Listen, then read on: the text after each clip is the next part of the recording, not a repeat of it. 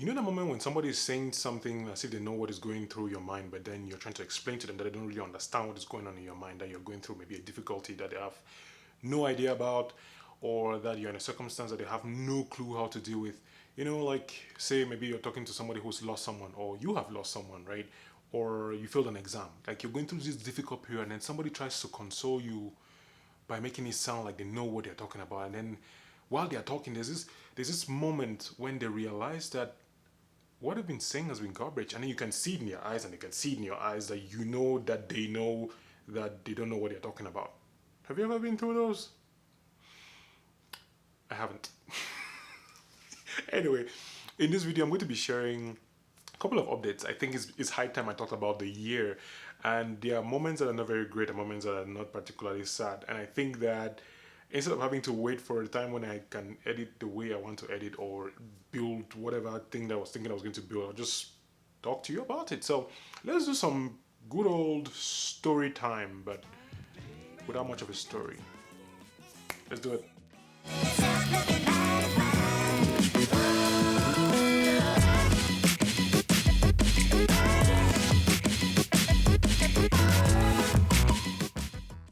Hey, welcome back to the channel. My name is Kamga Tchassa and I'm a storyteller. And I don't know why you're watching this video, honestly. If I were you, I would stop watching right now because I'm not going to say anything that's going to add any value to you. Anyway, on this channel, I make videos about creativity, relationships, and immigration because it's past a year now that I moved to the US. So I thought I'll talk about it. You know, the things have been going on through my mind, and I was writing a script thinking of the best way to talk about it in the most efficient way. And I realized, like almost everything that I do, that there's not really an efficient way apart from just doing it, you know? So 1 year before I moved to the US, I didn't really think of moving to the US. It's one of those things that when I was 17 years old in high school, I knew that I would finish my, advanced level, GC advanced level, and then just get out of Cameroon, because that's what everybody did. Everybody goes to school with the plan of finishing and going to further their studies in Europe, in the US, wherever that is better than Cameroon anyway.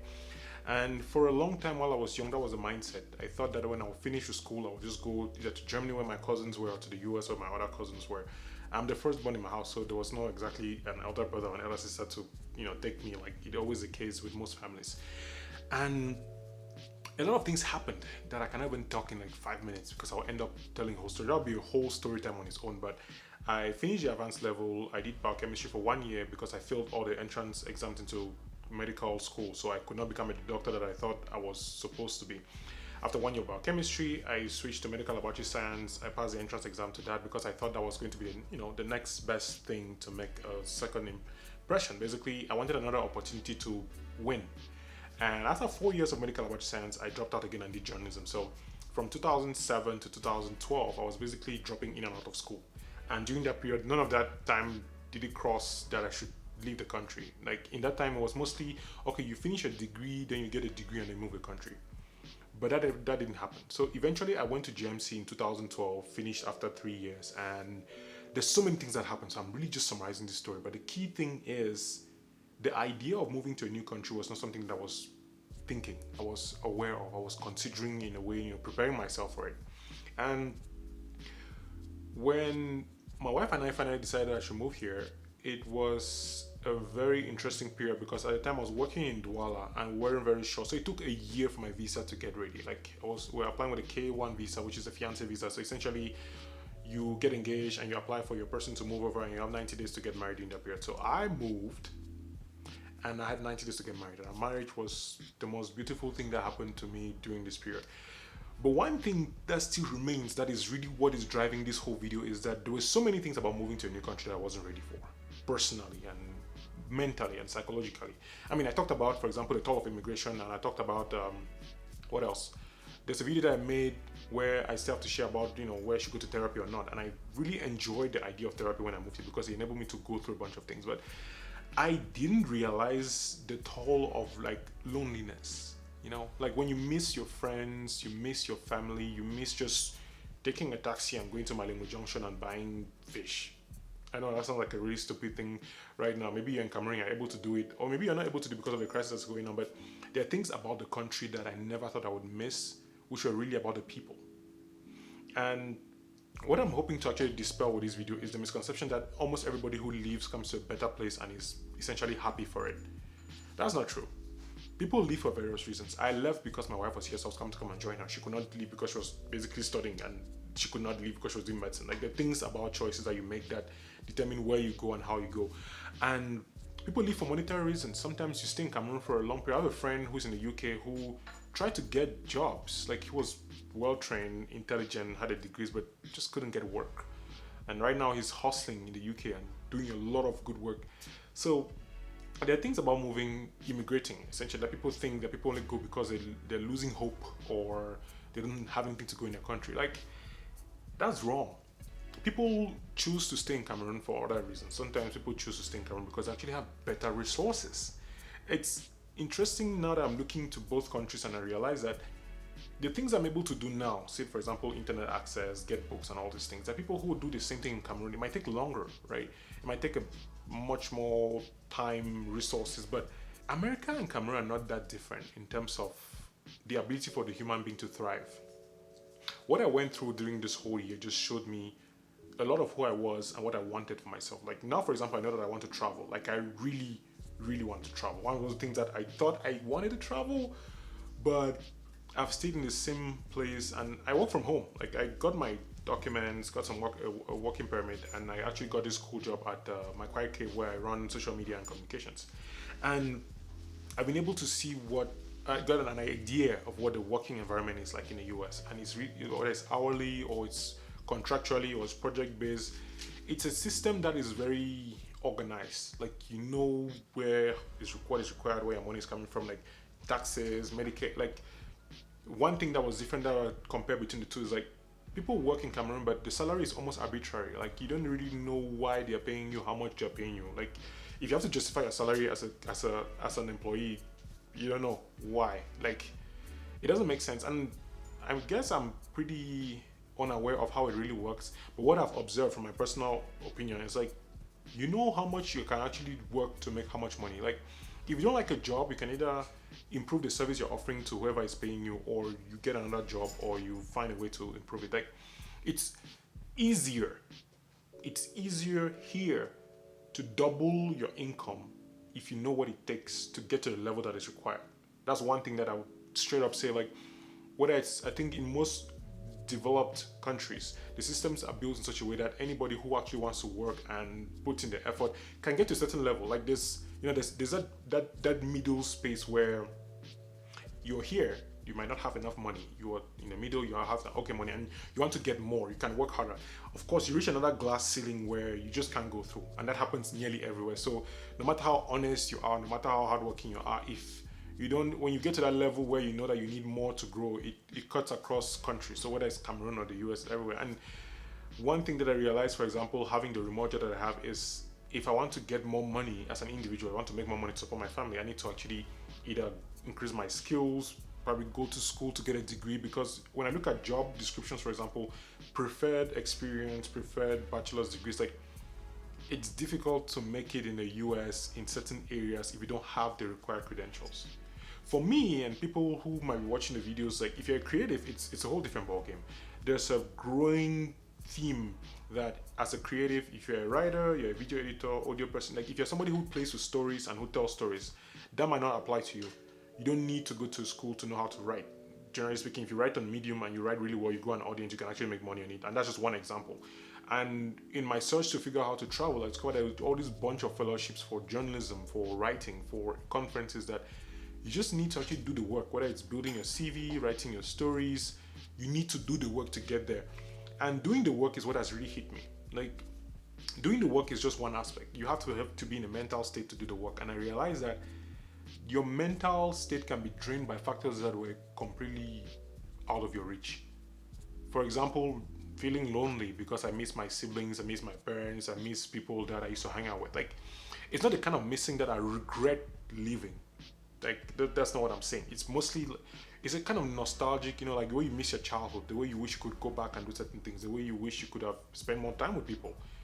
It's that kind of feeling of, now I know I'm going to work harder because I want to go back to Cameroon and see these people. I know, for example, that spending a year out of my parents' reach has shown me the kind of person that I want to be. Like, it's only when you leave an environment that you've been used to that you start seeing things about yourself that you don't know. For example, I realized I used to think I hated cooking, right? But I realized I actually do hate cooking. I know how to do it. If I have to do it to survive, I will. But the act of doing it brings me no joy whatsoever. It's one of those things I used to think that maybe I'm just being a macho man. I want to marry a woman who will cook, and it's just a thing of society. But my mother taught me how to cook, and I still don't like cooking. It's just who I am. And another thing, for example, is I don't want to get a regular job. It's one conversation I've had for a while now about regular. Like, what does regular mean? Given the kind of skill set that I have and my passion and the things that I'm interested in, it's difficult for someone like me to stay in an office from 9 to 5. It's just almost impossible.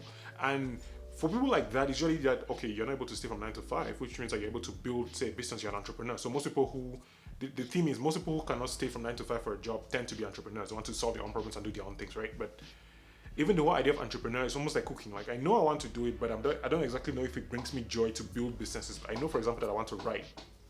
1 second. Hey, what's that? Come here. I know I want to write. I know I want to tell stories. It's two things that are really percolating around my mind and I want to do. And staying out of Cameroon for 1 year, being able to look back at where I was. And one of the most interesting things that I did this year was actually starting the podcast. I think, if anything, talking with people who are back in Cameroon and having to exchange these ideas to talk about what it takes to be a creative in Cameroon, the challenges that you face as a creative in Cameroon, the mindset, and how their journeys grow, I realized that the advantage that I have of being in the US almost is nothing compared to the strength that these people had to build the businesses or build the platforms that they're doing. I'm talking about people like Emmanuel Sanyo of Emma's Top 10 and people like G. Philemon. I just finished a podcast interview with him today, and I basically told him, like, bro, when I'm done with this video, with this podcast, I'm going to do this video. I know that's not going to be edited, it's not going to be the way I want to be, but I need to talk about what has happened for the past year. I have grown. Like, I have grown individually in terms of the way I look at the world. And also, I have felt there are moments where I realized that I could do more. Moments where I realized that I could be better. Like, I could put out more videos. I realized that if I want to achieve, for example, a certain goal, like right now on YouTube, where you're watching this video, I want to be able to get 1,000 subscribers at the end of the year. But it's one of those things, there's wishful thinking about, oh, I want to have money, I want to do all these cool things. But if you don't take the time to actually take the steps down to realize that this dream that you want to achieve requires you to become somebody else, you're almost fooling yourself. Like, when I see or hear, like in the past, people who say, oh, they want to be writers, they want to publish books, they want to do all these cool things, right? People who talk like me. Talk a lot about the dreams, talk a lot about, oh, when I go to the US, I'm going to do this. Like, literally, when I came to the US, I started thinking about what is the law, like, what does it take to do this, what does it take to... We can talk about all these big ideas and all these dreams, but if you don't map down the steps required to get there, you're wasting your time and you're lying. You're lying to yourself. You're lying to the people who care about you. You're being dishonest to yourself, especially. Like, people would say what they want to say, but you know the truth about yourself. When I moved here, I had no idea of what it was going to take to survive here, whether as a husband, as an individual, as a writer, as a creative. I had this image of the world based on what I'd seen in Cameroon. But I came and saw the reality of living here and the new problems, like first world problems, like, oh, the internet is not fast enough today, or Twitter is down, or, well, there's too much sugar in this chicken. Like, your problems change when you move to a new country, I feel. At the time in Cameroon, there were times when I'll be like, oh, I don't even know what I'm going to eat today. Like, not that I was poor, but essentially, I don't want to cook and I don't know what I'm going to eat, so I have to go out and look for what is available. So, hero, like, cool. Or has my friend cooked? Like, university time, dude. The first step you go is finding out who has cooked. If somebody has not cooked, then you figure out what to go and eat. Like, that was the way it worked. But here, yeah, food out is not only unhealthy, but it's expensive. Like, if you're going to eat McDonald's the whole time, you're going to get heart disease, especially as a black person. Like, we have the tendency for us, we are much more predisposed to heart disease and something else that doctors know. There are choices and new problems that arise because I'm in a new country that I wasn't aware of a year ago. Things like, I would say I'm getting older. I'm turning 30 next year, and I'm thinking about, all right, where do I want my life to be by this time? Not in the sense of achieving or being a millionaire by a certain age, but it's mostly a personal reflection of, this is 1 year that has gone through, 1 year of my life that I'm never going to get back. So from June 22nd to this June 3rd last month. This is July. What have I done? And it's easy for me to look at it and be like, oh, I've not done anything. I'm not making as much money as I thought. My YouTube channel is still small, which is like it's easy for me to default into this mindset of I've done nothing. Everything that I was planning wouldn't work. I can see people who move and then there's not only do you have pressures from yourself, like individual, I want to do this thing, but you also have pressure from family back home, which is something that I wish we could talk more about. People who leave don't just leave Cameroon. Like the people who go and spend 10, 20 years and when they come back, people are like, oh, you don't want Cameroonian, you spend all this time. But you don't realize that people leave and their hearts still remain in the country. Whether it's, when they talk about the crisis, you might have stayed out of the country for as long as you want, but no, it doesn't leave anybody unfazed. Like, people who are out of the country don't think it's their problem. It's like, people should deal with it, Cameroonians. No, I sit here and I feel it. I might not feel it because I'm not there, I'm not hearing the gunshots, I'm not seeing what's going on, but assuming that people who are out of the country don't care about the country is not, I don't think it's fair. I think it's you don't realize the difficulty people go through to just survive the new country which you are. Like, you don't understand what it takes mentally to be in a place where you have to learn new things, learn fast, speak in a way that people understand what you're saying. And like the whole idea of rapping, let's just take that one aspect of rapping, which is something that people talk about, like, why are you rapping? Why are you speaking? Why are you Americanizing? It doesn't make sense that, actually it does make sense when you're in Cameroon, when you're in other countries, you don't understand why people change the way they speak. But when you move to a new country and people speak in a different way with different accents, if you want to get understood, you have to speak the way they do. It's a no-brainer. Now, you do this a lot, you learn how to do it. It's called code switching, basically. So, for example, if you're in an environment that is a Cameroonian environment, you speak with your Cameroonian accent. We have Cameroon English, just something that people don't even realize. We have a way we pronounce our words, we have our slang, we have our language, Franc-Anglais, French, whatever it is. But when you come to a country, for example, like America or the UK, there is a way people speak in these countries based on their accents and based on history, like culture, whatever you want to call it.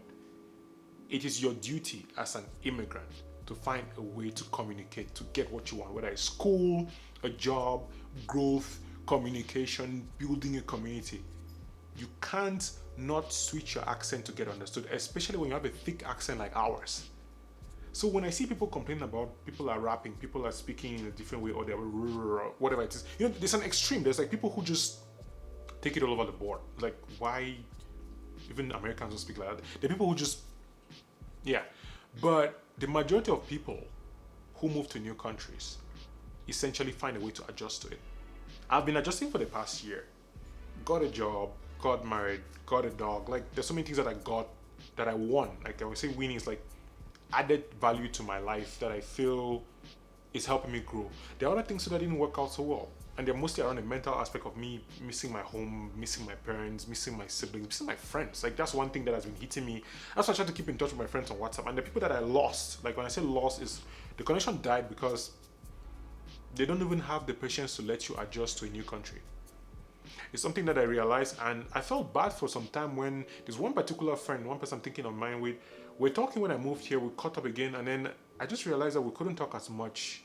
And I felt bad. I was like, am I becoming one of those people who move to a new country and then just ditch all their friends? But then I realized, like, people have to do their jobs. Friendship is a two-way street. If I'm sitting here and I'm suffering through things that you have no idea about, you should give me the benefit of the doubt and be like, you know what, he's having a hard time. I might not know what he's dealing with, but I'll just reach out and be like, yo, bro, what's up? And I do that for my friends as well. There are people who I would never give up on. Like, it's just, no matter what happens, I gain more from them than they gain from me. And it's like, I'm fine with the fact that they don't reach out as much as I do. But when we do reach out, we talk. I have friends that I talk with like once every 3 months and we're fine. Like, everybody has problems. Everybody has things that they're dealing with that you are not aware of. And when you move to a new country and you're dealing with new problems, people think that they know what you're going through. Like, they know what you're dealing with because they've been there. But no two people have been in the same place. No two mothers have experienced birth the same way. Like, you cannot sit and tell anybody that you know what you're talking about. I don't believe that. And I think the only way, no, that doesn't sound right. One way that you could use to help yourself and people who've moved is to actually just open that channel of communication to understand where they're coming from and to ask for experiences. Like, how was it like to do this? And let them talk and explain to you and compare things. I read a couple of articles I'm going to link in the description where I talked about the light about America, like people, things that I wish I had known before I moved to the country. And I've written 4 such articles, the Coming to America series, to call them, where I was in pain. Like, if you read those pieces and you read the comments below, you see the people who are commenting, these are either immigrants or people who really get what I'm going through. Like, I'm still looking at how to really put that in a video and talk about it, because it's one of those things that when I write, I think better. I'm able to put my thoughts, organize them, edit them through, but I'm going to work on it. And I'm going to figure out a way to bring those videos to share with you what it really means to be in a new country and to deal with things that are not, I don't know, nice, basically. Yeah. I know this video is probably a little bit all over the place because I did not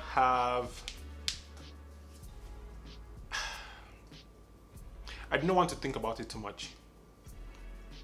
I'm going through things that I never thought I would go through, like personally, like developmentally, mentally, physically, financially. Like, I'm going through things that I had no idea. Like, if I go back to the 17-year-old me and be like, hey, when you're going to leave the country, you're going to deal with this and this, and I'm like, what? No, just give me a video game, let me play. But I'm going through these things now, and I find myself in a position where I get to really understand difficulties about new environments. And I was working, I'm working on online for a book about how to be an African in America, because, on one hand, I feel like I have enough experience to talk about it from my perspective, but on the other hand, I'm like, 1 year is not enough. What do I know? Like, I don't know if you get, the whole idea of who am I to even feel like I can say anything about this point of view. But then I'm realizing that because I didn't have somebody talking about these things before I moved here, I found myself in a harder position. Like, I wish I had somebody who shared some of these nuggets with me. In global scale, people talked about, taxes, and America is different, people are on time, the weather is... There were some global things that you can watch on the internet and know.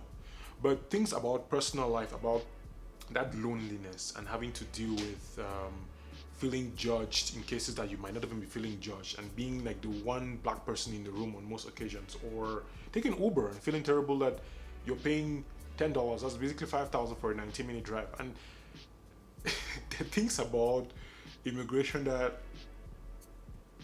people don't realize can literally transform somebody from maybe a young kid who moved to a new country, was very excited to becoming this old person who just thinks about things in terms of dollars and time and money. And it's even worse when I look at people who leave Cameroon, come to the US, and then go back and they want to build things, and then they receive this backlash of, this is Cameroon, this is how we've always done things, why do you think you're going to come and change anything? I feel like everybody should travel. Everybody should, I sound like it's a very privileged thing for me to say, like, everybody should travel. People can never afford to eat sometimes, I want to travel, but traveling to a new country, whatever it is, or maybe to a new town that's very drastically different from where you grew up, it gives you perspective in a way that no book, no article, no conversation could. When you see the way a system is built, where you can actually pick up your phone and call anybody and they'll give you information that you need about school, work, or whatever. Where in Cameroon, for example, like this one is a negative one. In Cameroon, the people who oppress Cameroonians are basically Cameroonians. Like, you talk about the government, or you talk about the crisis that's going on right now in Southwest region. People who oppress others, and we look like each other, we oppress ourselves. But you come to a new country where the color of your skin now means something else. So in Cameroon, it was maybe the name. I was like, okay, my name is Kamga, I come from, by default, I'm Bamileke, which is like, I went to school my whole life in English. I actually speak better English than French. My parents were born and grew up in Kumba. Like, I was born in Bamenda. I am the most Anglophone, Francophone you would ever find. So when people judge you in Cameroon based on where you come from, your name, what the language you speak, here you're basically judged from by how you look. And even inside that level, you have people who look like you but who maybe wear suits or who don't have tattoos. Like, I don't know the number of times people on the internet are like, you have a tattoo? That's probably a whole different YouTube video. But I was hoping to take this video to actually just be grateful for everything that has happened so far. The ideas are jumbled up because there's so many things, and it's better if you go and read me on Medium. I think I write better when I think. Talking like this, especially when I put myself in the spot to actually just make a video, because I really feel like I actually make a video. It's hard and beautiful all at the same time. If you see anybody if you watch any Cameroonian YouTubers who are making videos on the internet talking about their experiences in different countries, applaud them. If you watch any YouTuber, right? If you're watching this video and you're following a YouTuber, I think one thing that people fail to realize people take for granted is that somebody is making a video because they're trying to grow an audience.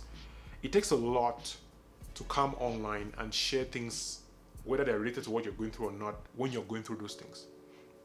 I know people who start working in the US and are going through difficult times because of their jobs. They don't have personal lives anymore. They literally wake up in the morning, go to work, come back, and they're tired. These are young people who are planning their lives 5-10 years ahead, and they're doing the sacrifices required to get to where they want to get to. And I see many immigrants, when I say immigrants, I mean, there are many classes of immigrants. There are people who move and they were trying to run away. People who move and they really want to fight for their futures. There are people who sacrifice everything to move. And people I'm talking about that you should be very aware of are people who work really hard because they have dreams. They have difficulties that they face on a single day, every day, and then they want to be able to build on those dreams. Until you know somebody's story, you don't really know. So the next time that you think you understand what somebody's going through as an immigrant or as a parent or I don't know, as anything, you don't really understand people. I wrote an article saying you don't really know anyone because this is the first video I'm shooting in our new home in Pueblo. We moved to Pueblo from Aurora, and I haven't even made a video about moving. Like, I had all these excited ideas, like I'm going to shoot this vlog type, I'm going to share this, but sometimes life hits you in a way that you're not aware of, and to be able to come back like this, for you to watch this video, I've won. Like, every time I put up a video, I'm winning, because it takes a lot to make things. Like, if you've ever tried to make anything, that's why I like having conversations with creatives and other people who really understand that making anything, a child, a business, an article, a book, takes a level of transcendence of who you were and who you are to be. And it takes a lot to come to a new country and make things. So never underestimate the stress, the growth, the personal sacrifices that people make. If anything, we should be coming with more compassion and trying to understand where they're coming from. I'm talking from a very personal perspective, because there are people who think that because I'm in the US now, I've won. Like, oh yeah, Kamga, you're a writer, you're in the US, you'll be fine, you're just smart. And you don't know how that thing is painful sometimes to hear people assuming that they know what you're going through and what it takes. Nobody does. So if there's anything you're going to take from this video, is when somebody moves to a new country, don't assume that you know what they're going through. Listen to them and be there for them, because the people who maybe you talk about time difference, you probably see them, oh yeah, you can call me now because you have internet access. You don't know my data is finishing. Do you not have any idea what that phone call means to them, to stay in touch with people that they care about? Do you have any idea what just talking and seeing you on the phone and video, like, that's all we have to connect with the people that we really care about, people we spend our whole lives with.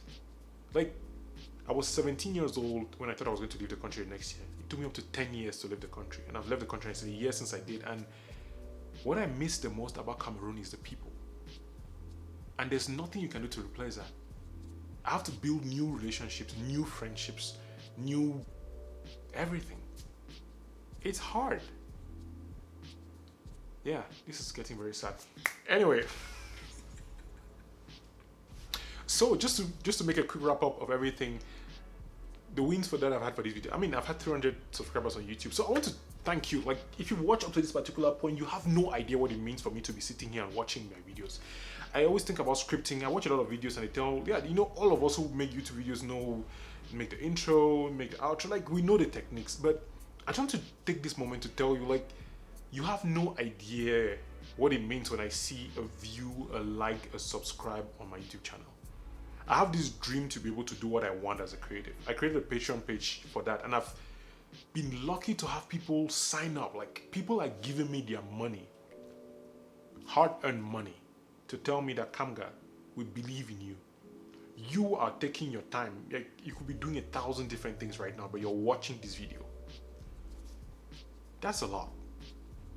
Thank you for doing that. I feel honored. Like, when I make podcasts and the guests take the time to talk with me, in that moment, like, when I'm sitting there and I'm having this conversation with this person, I'm thinking about, this person could be literally anywhere. These people have jobs, people have lives, people are literally, like, time difference, they're staying up late to talk with me. It's one thing that is able to kick, like, when I think of all the difficulties I'm going through as an immigrant, the challenges of travel, marital life, just me being me because I'm really weird. And then I look back and I see the people who are giving me all these things, like their money, their time, their energy, their attention. I cannot help but be grateful overall. Like I feel sadness about the things that I'm missing about Cameroon. I feel like I know that I have to work, and I don't really like to work all the time. Like I like to relax and play video games, watch Netflix. But when I think of these things that people are giving me, I know I can do more. That's what keeps me going. So I'm going to end this video here because I feel like I could talk all day and it's not going to reiterate the point, and I'm grateful that you're here. So if you haven't subscribed to the channel, you should. You should, because every subscriber to me is a vote towards my dreams that, you know what, Kamga, what you're doing is important and keep doing it. And if you want to support me, there's a link to Patreon where you can give for as little as $1. Like, I want to be able to do this for a living. I'm working this job. I'm actually going for another job interview sometime next week. I'm really hoping to get it. I don't know if I will.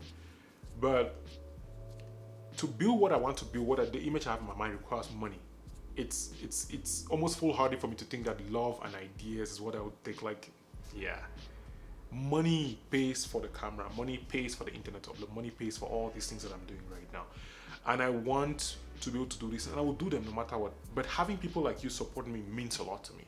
So if you feel like what I'm doing is important, if you feel like the voices and the stories that I'm bringing through the podcast, if you feel like the perspective I'm sharing as an immigrant, or the ideas that I bring, the book reviews that I'm making, if you feel that this is important to you and you want to show gratitude, you can like, subscribe, or you can take a step further and actually pledge on Patreon from $1 or more. And I'll be super grateful.